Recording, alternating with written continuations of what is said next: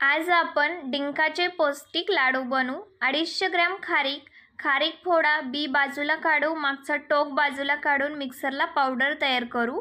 250 gram सुक्या खोबऱ्याचा खीस हलकासा सोनेरी कलर येईपर्यंत भाजून घेऊ।